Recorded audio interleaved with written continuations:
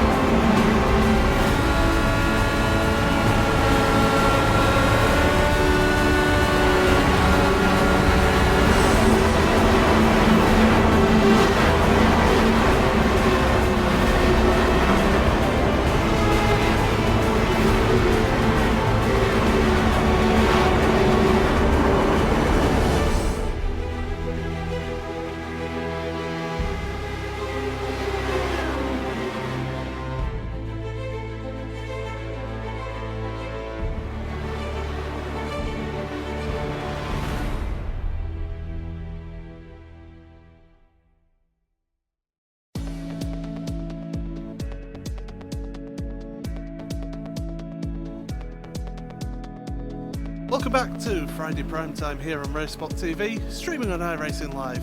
It's week 7 of the iRacing Formula Renault 2.0 Championship, and this week we're racing around the 2.5 mile Grand Prix layout of Donington Park. I'm Paul Smith, alongside me as always is Randy Chenov, with of course Hugo Luis on the cameras. And also don't forget that tomorrow it's round 6 of the iRacing World Championship Grand Prix Series. Coverage from Watkins Glen can be found right here on Race Spot TV and iRacing Live from 1:30 in the afternoon. Join Johnny Simone, Rachel Whiteford and Jake Sperry for all of that action. And well, Randy, we're here, as I say, at Donington Park. It's a tough track to overtake at, and it's certainly one that you have to get a good flow and a good feel for. Yeah, definitely. It's a good contrast from a lot of the tracks we have on the schedule. Undoubtedly the most technical and probably the most difficult. A lot of, like you said, not a lot of long straights here to really draft. All you really have is Starkey Straight on the run down into the S's, and besides that, it's really, really hard to go too wide and make a move here. Well, we've got the drivers just currently in qualifying. We're all waiting for the first of the qualifying laps to come up here. But conditions, well, it's clear skies, 65 degrees Fahrenheit in the air, but 103 degrees track temperature. So at least these tyres will be nice and warm for the drivers with those hot track temperatures. Yeah, the tires will be nice and warm. They may be actually going on the verge of overheating here with that track temp, 103 degrees Fahrenheit. That's pretty warm, and the clear sky, that's going to make the cars loose as well.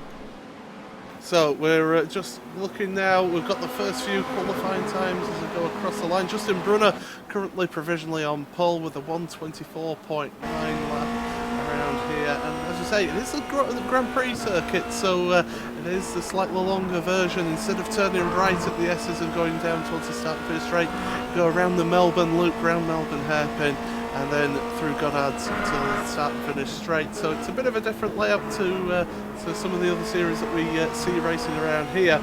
But these Renaults, they always provide some good racing, and hopefully with this track you can make some moves, especially down into the Melbourne hairpin, because it is pretty wide through there.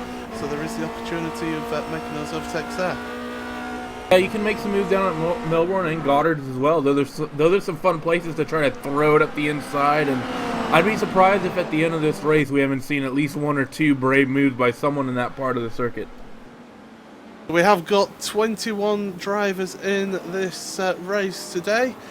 No one big notable person who's missing from this race today is Martin van Loosenhoorn. So he's been on a bit of a down these last couple of weeks here, not getting the good run, not finishing the last 2 weeks. So Well, certainly it's going to give some people some opportunities to maybe get some good results here. Oh, it certainly could, and we might see a different winner. But then again, Giovinazzi's up, just put it on pole with a 24.3, which I believe is going to be the second of his laps, and I think everyone else's sessions are coming to an end as well. Something that's interesting to me is we're only seeing about half of the entries here currently having a time. We'll maybe waiting a little bit longer because, of course, the track will rubber up slightly with these cars going round, and you want to be going out a little bit later, but you don't want to leave it too late because you have got that 8-minute time limit in this qualifying session. As we see Bruno De Carmo up to second place, so good to see him up there. Yeah, definitely always good to see Bruno up at the front, and Justin Brunner and Jukka Savalainen as well. I don't think he's really run much this championship. Good to see some new names coming in about midway through and getting himself up near the top. Well, Sayandra is going across the line, moves himself up to 6th place, so good time there, 125.1 for him. Nick Thiessen is just coming down into the Melbourne hairpin. Looks like he's on his first lap there. So we head now up the hill. It's now a little bit of a downhill braking zone into Goddard's, this tight left-hander. You want to get your line right through there because it's all about the launch out of there. Use the curbs on the right, doesn't quite move it out to the right there. Across the line goes Nick, and it looks like he's going to have to start another lap here. He will get his lap time in because it is about, as I say, about 125, 124 around here. So he will get this lap in to get time in. But another couple of drivers who haven't scored time so far as well, so they're not out on track, whereas Nick is just coming through the old hairpin now. Yeah, through the old hairpin up into Starkleys Bridge and up into McLean's. But yeah, Nick's putting a lot of pressure on this single lap here. I believe he either crashed or he one exited on that first out, and he's going to be having to both push hard here while still staying clean. Normally you want that first lap of the banker. Yeah, you do, and of course with the Renault, as he makes a mistake through Coppice, and he's going to abandon that lap, so obviously picking up an off-track there. So not good for Nick there. Just having a look at the other people who are still out on track, they're all done. So I do believe we can have a look at our grid lineup then for this race. And on pole position then, it's Giovinazzi with a 1 minute 24.3 second lap. Second place is Bruno De Carmo, so good front row position for him in this race around Donington. Justin Brunner then in third with Jukka Savalainen in fourth place. Mark Usher and Sayandre rounding out the top 6 there, with Dimitri Lazardeur in 7th place, with Mark Perez in 8th. Nicholas Johnson, 9th place. He is 1 second behind the pole sitting lap, with Michael Lemeroux in 10th place, Baslob in 11th, with Paolo Corso in 12th, Scott McIntyre 13th, Nicholas Lando in 14th, David Gamino Bo in 15th, Nicholas Lando in 14th with him in 15th, David Porcelli in 16th with David Williams in 17th, Rafa Bordoy in 18th with Fabio De Carmo, Nick Thiessen and Yuri Gelmalaco not setting a lap time. And well, we're getting the drivers coming out onto the grid, and Randy, going to be 18 laps around here. It's going to be a tough race to get moves, and hopefully everyone will be able to make it through. Yeah, Donington, it's going to go one of two ways. We're either going to see these guys get strung out with the nature of the circuit, or as tight as the circuit is, we're going to see a lot of close action for the people that are really, really close. And this is going to be definitely, I think, the most difficult track on the entire season to really race with people. So yeah, everyone now just waiting to get going on this in this race. Just a quick mention to thank Anwen Designs for all our graphics, and of course Istvan Malo for the excellent camera work here. And well, we're just a few moments away from the start of this race. There could be plenty of thrills and spills in this race, and I'm sure that we will get them. Giovinazzi there, patiently waiting on the pole position for this race to start. And well, it's all about getting your fuel, getting your car ready for this race, Randy, and certainly the last couple of drivers coming on now to get this race going. Yeah, it definitely is. You need to make sure you have the right amount of fuel, but I think here, this is going to be the most important week for getting a good race start. We talked about how difficult it is to pass here. I think that if you can make a good move going into turn one here, maybe get yourself by a couple people, I really think people will be able to hold on to that spot for the duration of the race. So, we're getting ready then for 18 laps around Donington Park here. The red lights will come on, and these drivers will be waiting to get away in the iRacing Formula Renault 2.0 Championship.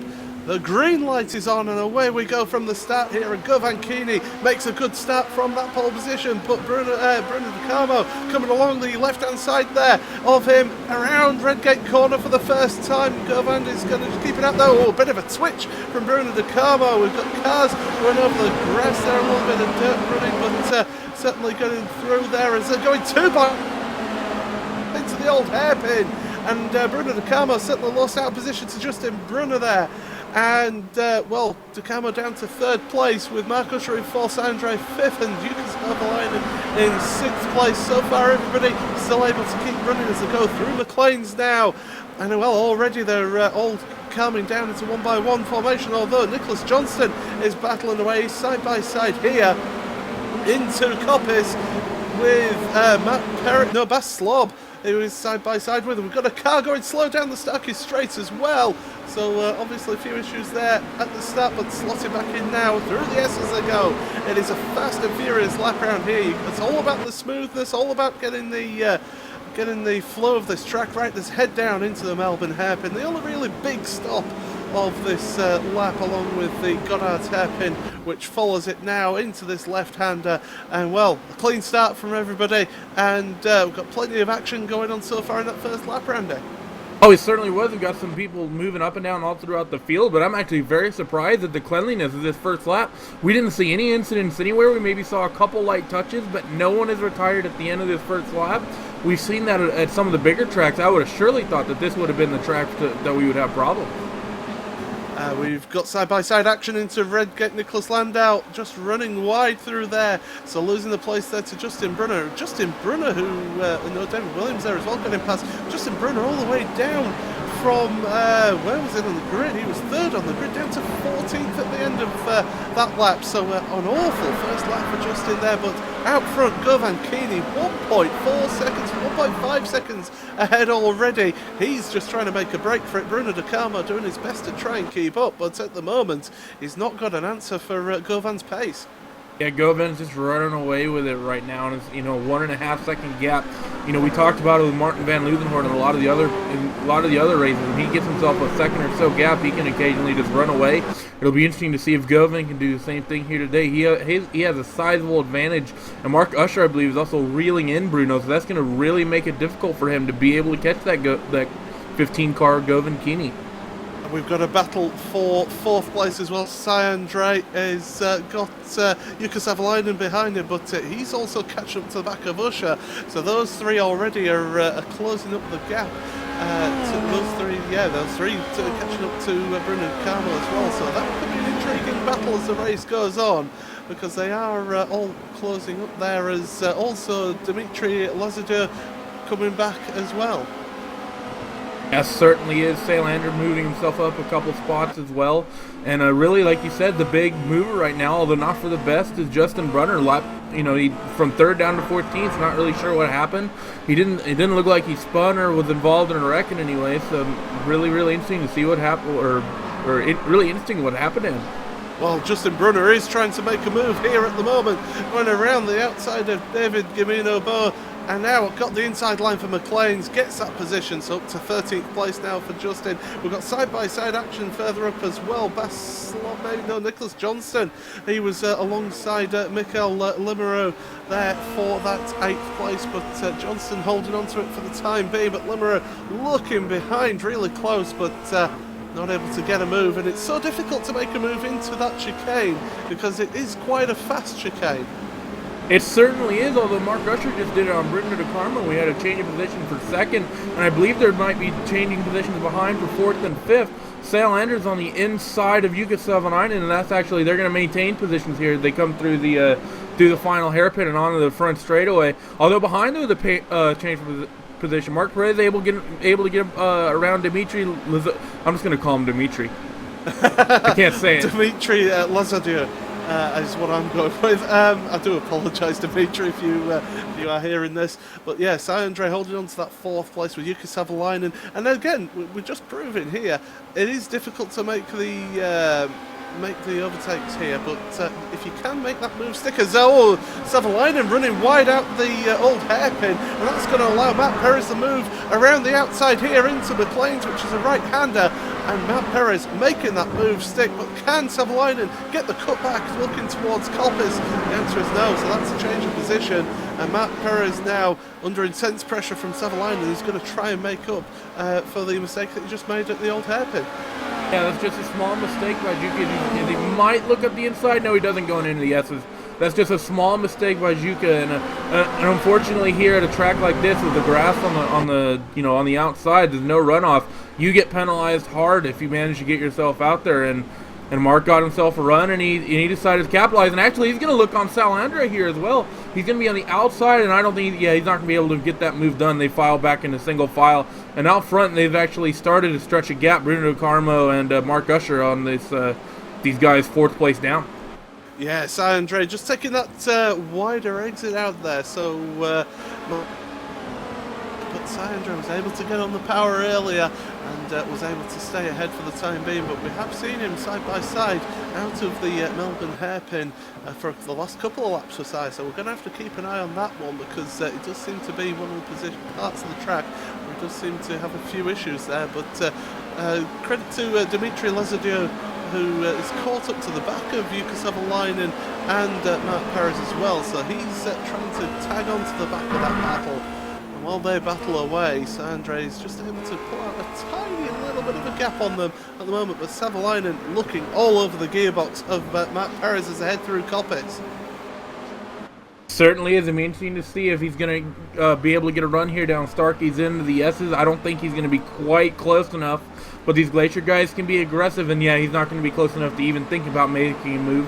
Oh, no! Mark big spin. Oh, wrong. He didn't hit anything. He didn't hit the wall, so that's good. So he'll be able to carry on. But he's going to lose 3, 4, maybe even 5 spots here as they go down into the Melbourne hairpin. From 5th to 11th for Mark Perez there. Big mistake to make at the hairpin, as we've got a battle behind as well. That was one of the David Williams, I believe, was involved there as well, trying to get past it. Justin Brunner trying to make his way up. He's down to 17th, so something's happened on this lap again for Justin Brunner.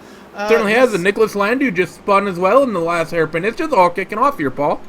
Yeah, absolutely. Justin Brunner, I can tell you what happened. He lost control coming out of Redgate at the start of that last lap, so he really is not having a good day. But a man who is having a good day is Govan Keeney out at the front, 5.6 seconds ahead already, ahead of Mark Usher. Usher just slowly trying to pull away from Bruno De Carmo, but De Carmo doing his best to hang on to the back of him there. Saint-Andre in 4th place with Jukka Savolainen in 5th. Dimitri Lazadieu in 6th place with Nicholas Johnston in 7th. They're like the closest sort of battle really in terms of multiple cars, although we have got Michael Lamuro and Scott McIntyre are pretty close together, although McIntyre a bit wide as there's enough Mark Perez off again. wide. That's Mark Perez again. Yes, so Perez having an awful couple of laps from him, as he's going to get overtaken here by David Williams. Down the outside goes Williams, so Perez down to 13th now. And it's so easy to make a mistake here, and we're seeing it from some of the bigger names in Friday nights. Yeah, some of the bigger and more experienced guys just making little mistakes, and I think they're getting into their own heads and making even bigger ones. Mark obviously had that spin. It's like he got frustrated and just started pushing hard, and then going through Coppice, he probably just pushed too hard, pushed himself out wide, shuffled himself back down another couple positions. He needs to just regain his composure here, stay calm, realize, look, there's another 11 or so laps of this race remaining. Need to just make sure I'm clean for the rest of that 11 laps if I want to fight my way forward. If I'm not, what's the point? Well, we've got a battle for 2nd place now. Marcus is under intense pressure from Bruno De Carmo, who just runs a little bit wide on the exit of the old hairpin there now to go under Starkey's Bridge and up towards McLean's. It's all important to get your run through McLean's and into Coppice right. It's a blind apex on this double right-hand apex corner at Coppice. Get your braking right, get your line right, get on the power nice and early, run it out wide, maybe not too far wide, try and catch onto that draft from the car in front, but DeCarmo just not able to hang on for the time being as they head into the S's. So that battle for second place still going on, but DeCarmo certainly keeping the pressure on Usher. In fact, he got a better run out of the S's there, looking to the right-hand side at the Melbourne hairpin. Not able to make any moves work there, but certainly he's thinking about it with a little bit of twitch out of that hairpin. Yeah, just a little bit, and he's definitely pushing hard. He didn't get the run he needed through Coppice, although he's really close here coming through this final corner, but he pushes wide and gets loose, so he's going to have no chance going down into Redgate to make a move here. And one man who is trying to benefit from this is Cy Andre. He was 0.5 of a second faster that last lap over Bruno DeCarmo, so he's closing up the gap. And we've got two cars who have been involved in the incident by the looks of things. The number 18 car is dropping down. He's off the track there on the exit of Goddard, so I'll have to find out what happened there. And there was contact. Who was it that he had contact? It looked like he was trying to get into the pit. Was David Gimenobo. But he had contact with another Mark car. Perez. That's Mark Perez he hit. But no, he wasn't trying to get on the pit lane. I think he just spun coming through the last corner, and that's where it put him. And that put that, and he hit Perez, and that put both. Well, it put David into the wall. Mark Perez didn't get into the wall, however. But Mark Perez day, it just went from bad to worse. And well, David is in the pits, the number 18 car, so we have got one car in the pits for the moment, so he is out of the race. Our first retirement. We've got 11 laps remaining of this race, and well, Govan Keeney is laughing out front. Bruno DeCarmo, though, down the inside into the Melbourne hairpin, and well, he's got taken that position from Mark Usher, but Usher, he's not going to give up on this one. He's looking to the outside, trying to take that wider line through Goddard's, because you can get the good exit out of there if you get the line right. And, well, down the start and finish straight, down the Wheatcroft straight, down in towards Redgate. Not able to make a move into the first corner. It is an overtaking opportunity there into the first corner, but not this time for Mark Usher, who is in third place now. Yeah, it can be a good place to try to work a pass, but it'll also be scary. And actually working just behind San Leandro with the way they've been fighting, he's been able to reel in that gap just a little bit. And he will, you know, he's probably loving the way that these guys are fighting up ahead of him, because it's bringing him just ever, and they're going to go side by side actually down into McLean. Sorry to interrupt myself, and Usher's going to think better of it. Although he gets a run going down into Coppice, let's see if he looks. He's going to be on the outside. Breaks early. He might try to get the undercut here down the straightaway into the chicane. He's actually going to have the inside here. Bruno DeCarmo defending the inside of the chicane. That's where he wants to be on the brakes. Let's see if Mark Usher backs out of it here, being offline, or if they go hard down into the chicane. And yeah, Mark Usher does back off just a little bit. Although he can have a run. Bruno spins. Yeah, but DeCarmo doing almost doing what Matt Perez did earlier on in this race, losing control of the bumps there at the chicane, and well, through they go. So DeCarmo down to 6th place now. Mark Usher back up to 2nd place with Cy Andre. Look at this, fantastic work from Cy. Up into 3rd place now. He started in 6th place on the grid, so up to 3rd place. Good improvement there through the race. Jukka Savalainen is trying to get onto the back of them now, and well, we just keep on seeing it. Nobody wants to finish second in this race. Oh yeah, we're seeing a lot of mistakes here actually up and down the field. Mark Usher, or Bruno DeCarmo with that little half spin. We saw Mark Perez's several incidents, and we saw David's incident as well. So definitely slippery out there with these guys struggling to find traction. And well, we've got 9 laps remaining. Mark Usher just able to pull out a little bit of a gap there on Syandra as they go through up into McLean's once again. But Jukka Savalainen, he's Syandra and Savalainen run wide there. Bruno DeCarmo now get onto the back of Dimitri Lazadeur for that 5th place. Well, he's not got the best of runs out of Coppice there, but it's all about getting the run through there. If you can force the car in front to compromise their entry into Coppice, you can get the run, as we saw down on that last lap, down through there into the S's, but it is difficult to make that overtaking manoeuvre into the S's as we've seen so far tonight.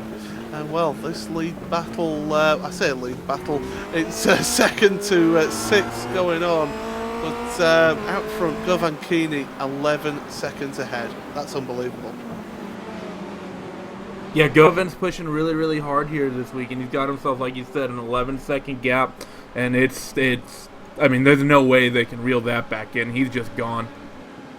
Yeah, it's basically if Govan makes a mistake in this race, it will cause them to come back into this. But yeah, he's long gone now at the front there. 8 laps remaining, so it's Mark Usher in second, Sandra in third, with Jukka Savalainen in fourth, Bruno De Carmo up to fifth now in this one. So 4 cars in this lead battle there between these cars. David Williams is on the back of Bas Slob going into the old hairpin. Through they go there, and David just trying to he's been trying to get past Bass the last couple of laps, and he's not been able to make that move stick. And we've seen how Bass in previous races has proven to be a difficult man to get past, and he's certainly putting on a good defensive display. Yeah, both Boss and David are very, very experienced guys. Boss is a hard racer, and they're basically trading lap times back and forth here. David will get a little bit closer. And actually behind Scott McIntyre is under attack from Justin Brunner. Brunner's going to have the inside here, the hair at the chicane rather, and he's going to make that move pretty easy. And Scott McIntyre just falls back in line there. Nicholas Johnston actually going through, has a little bit of trouble through the chicane behind, but no problems all around, and good pass by Justin Brunner. Oh, look at that pack, though, that's with him. Johnston, you got Mark Perez, you got Nick Thiessen, Paolo Corso, Fabio De Carmo. They're all together in one big pack there, so we'll keep an eye on those guys as they battle away. But Mark Perez making a move up on Nicholas Johnston into the Melbourne hairpin there. But yeah, Justin Brunner up to 9th place, having to recover from a couple of mistakes. Govan Keeney, he spun into turn 1. Yeah, he had a bit of a slip up going down in turn 1. Didn't hit anything, but definitely an interesting mental mistake from someone with an 11-second gap. Yeah, he ran out onto the little grass crate and dirt there on the exit of Redgate, and well, a little half spin there. It's lost him a good sort of 6-7 seconds, but still he had such a lead that he's able to still have a 4-second lead in this race. But he'll be certainly kicking himself for making that mistake, because it's so easy to just lose concentration when he's so far in front. Yeah, it certainly is, and he's going to need to be careful, though. We've seen it a couple times in this race with Mark Perez, how mistakes can lead to further mistakes, so he needs to make sure he doesn't do that again. Otherwise, he goes from having an absolutely dominating performance to potentially being under attack. And as he comes through the last corner now, he's going to need to make sure that going into turn 1, he doesn't do that again. Yeah, so we have 6 laps remaining in this race. And it is, well, we're 2/3 of the way through this race. Govan Keeney in the lead with Mark Usher in second. Sayandra trying his best to get past Mark there. He's in 3rd place. Jukka Savalainen in 4th with Bruno De Carmo 5th. Mako Lemeru in 6th place with Bas Slob in 7th. David Williams still not able to make it past in 8th with Justin Brunner 9th. Running out your top 10, Scott McIntyre there in 10th place, but Matt Perez and Mark Nicholas Johnson, they're still battling away as they head down the crane of curves. They were side by side, but just deciding to fall in line for the time being, did Johnson.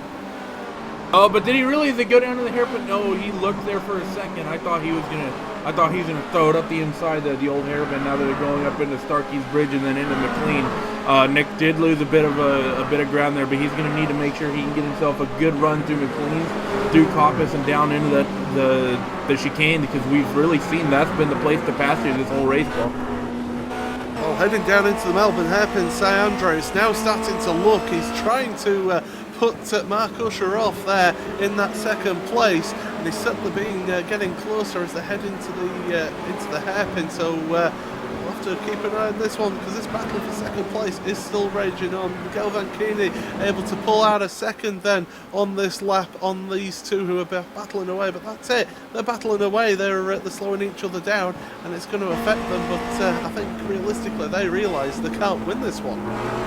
Oh, certainly. As quick as Govan's been today, there's really no hope of being able to beat Govan unless he can make another mistake. So there's no point if you're Mark Usher or Salandra with, better part of 5 laps remaining. You're not going to make up a 5-second gap unless you are well quicker, and I'm sure these guys know full well that they're not quicker than Govan at the moment.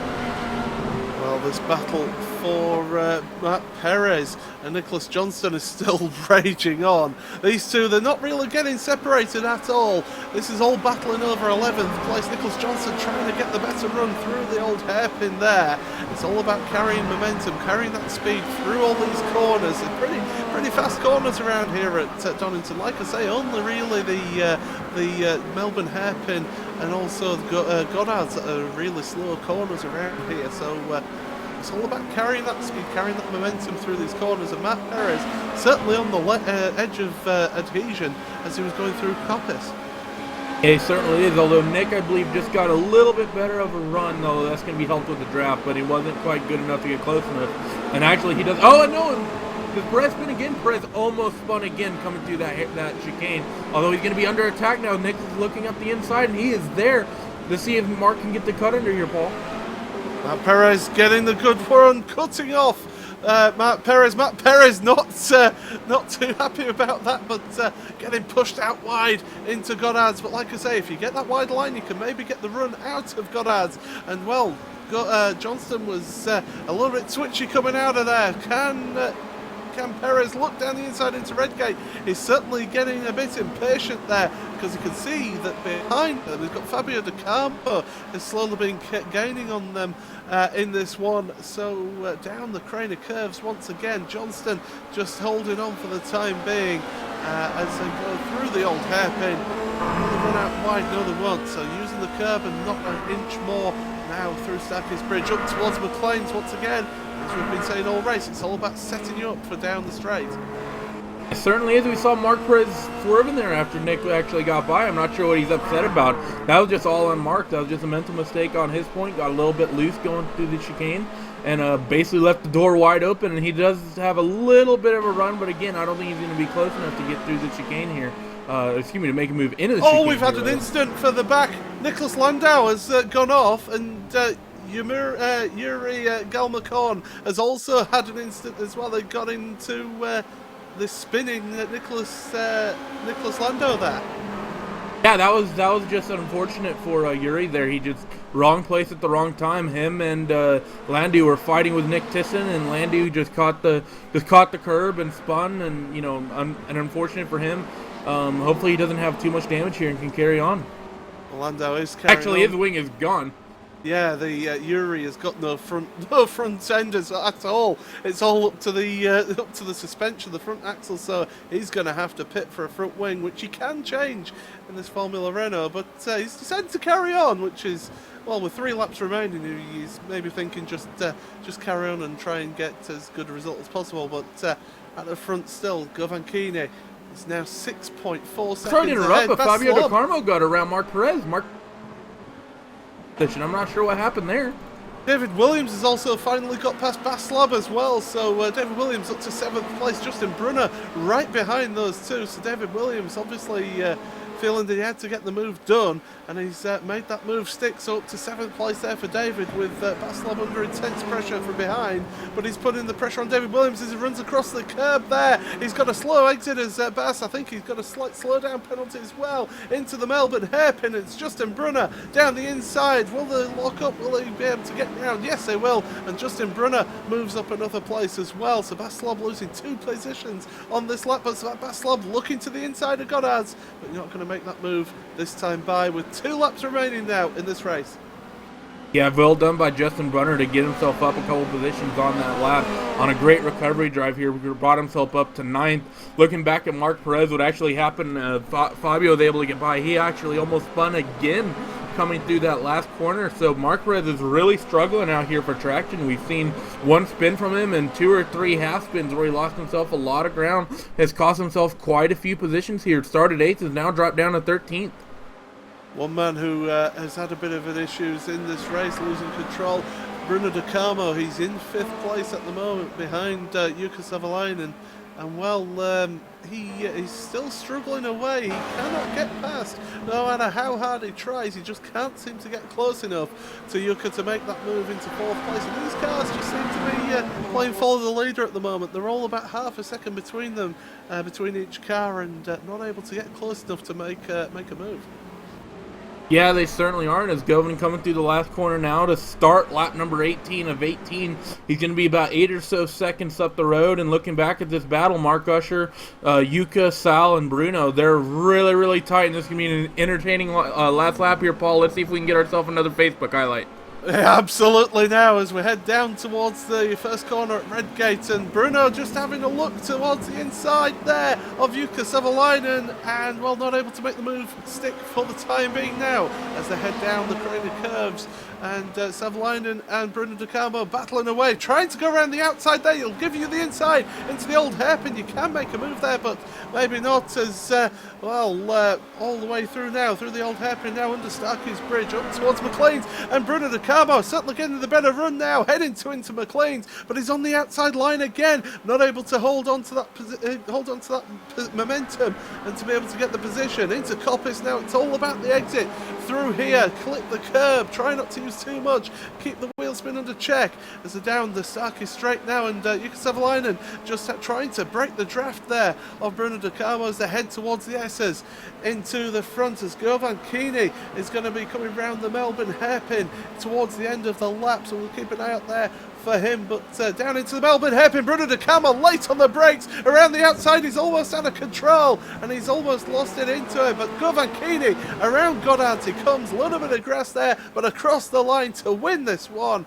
Week 7, Govan Keeney, 2 in a row for him, with Mark Usher is going to come across in second, with Sayandra in third place. Jukka Savalainen coming across the line in fourth, with Bruno De Carmo just behind. We've got a battle also, David Williams into the final hairpin of the lap. Michael Lemereau able to hold on to that position. Williams just losing a little bit of traction there. Justin Brunner trying to make the move, but they can't do across as they go across the line there. So Justin Brunner able to hold on, not able to make a move there.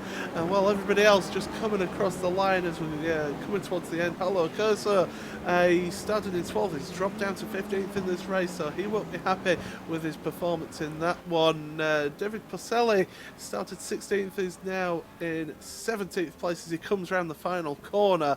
Looks to be struggling a little bit with that car. Nicholas Lando, we saw have that incident towards the end of that race. He is having to serve a penalty by the looks of things as he goes across the line.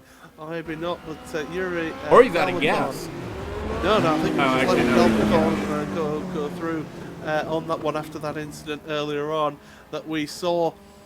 And well, that's everyone who has finished, so we will be able to go through your official results here from week 7 of the iRacing Formula Renault 2.0 Championship, and it's Govan Keeney who wins this one by 8.5 seconds ahead of Mark Usher.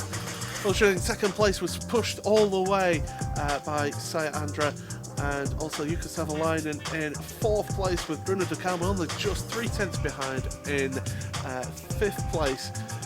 Michael Lemereau in 6th place with David Williams just behind him in 7th, with Justin Brunner exactly 1/10 of a second behind in 8th place. Baslov ending up in 9th, and in the top finish at the top 10, Nicholas Johnston in 10th place. Matt Perez, we saw him battling for the lead earlier on. Well, he second place if anything, and he lost control. Well, he ended up finishing in 11th place. Fabio De Carmo in 12th place, got back finished 13th for him, and so Nick Thiessen 14th place for him with Paolo Curso in 15th, Rafa Bordoy in 16th place with David Porcelli in 17th place, Yuri Galmacorn in 18th place with Nicholas Landau, just giving him the position there at the end in 19th place. Dimitri Lazadou there didn't finish the race, and neither did David Gimeno. And well, what we will do is, Randy, you can have a word with our 3rd place driver then. Yes, I will. Cy Andrews joining us in the booth there. I believe this is our first interview of Friday Night Primetime here. And Cy, you started 6th, move yourself up to 3rd. A great result for that Blackadder car. We saw a couple issues out there, notably with Mark Perez. He's spun several times. How hard was it trying to find your grip today? I definitely felt like I could have been a few tenths faster if I set up my car to be more aggressive, but I knew the fact that if you messed up in the chicane, you're likely to end your race then and there. So I went a little conservative, and I sacrificed a little bit of time to be more consistent through that. I think it paid off. 3rd place finish. Yeah, we saw a couple incidents do that chicane there. This, over the course of this race, we saw actually a couple people get lucky who actually spun and didn't hit anything. Amazingly enough. Now, Govin Keeney, he was out. He won by 9 seconds, or 8.5 seconds rather. Although that was with a spin. Obviously Van Leusenhoort wasn't here today. Do you think if he was, do you think he would have had anything for Govin, or do you think Govin was just on a whole other realm today? But both those drivers are on a whole nother level. And honestly, I haven't seen Martin run here this week, but based on his pace last week and the weeks before, I definitely think he and Govin would have had a fantastic race, and maybe they would have held each other up enough so that the guys behind us could have maybe vied for the win. Yeah, Govin and Martin have had some interesting battles over the course of this season, involved themselves in an incident actually last week. But congratulations on the fantastic P3 finish. I know you were mostly a Star Mazda driver before this, but moving up to the Formula Renault. Anyone you'd like to thank? I'd just like to thank my team for giving me support, helping me with setups, and that's all. All right, so that's Syandra. How do you actually pronounce your name really quick? Is it Sy? That's correct, yeah. Oh man, I'm good at this. I'm good at this pronunciation thing here, Paul. Randy, we actually got a name right. That's incredible for us on Friday nights. I know. Well, thanks a lot, Si, for joining us here, and well done on the podium. Thank you very much. Yeah, there we go. Syandra for Blackadder Racing there, finishing in 3rd place. Well, next week we go to the Silverstone Historic Grand Prix circuit. It's a very high-speed track, Randy, and we should see maybe some potential drafting once again. Hopefully a bit of close action up at the front next week. Yeah, that's going to be an interesting race in all ways. Silverstone without the chicanes, very, very, very high speed, and it's going to be an interesting week setup wise as well, because obviously you're going to want the car trimmed out, but you still have the Magus Beckett's Chapel complex that you need to deal with, as well as club, and it's going to be an interesting setup philosophy going into Silverstone. Do you want the cars trimmed out for the long straights, or do you think if you put some more wing on it, you can get yourself some runs going through those high speed corners? It's going to be it's going to be difficult for these drivers next week. Absolutely, that'll be next week. But that was week 7 of Friday Prime Time here on RaceSpot TV and iRacing Live. Congratulations to Govin Keeney. It's 2 wins on the bounce now for him. And don't forget, tomorrow there's round 6 of the iRacing World Championship Grand Prix Series here on RaceSpot TV and iRacing Live from 1:30. So from me, Paul Smith, from Randy Chenoff, from Hugo Lewis, and from everyone here at RaceSpot TV and iRacing Live, it's a good night from Donington Park.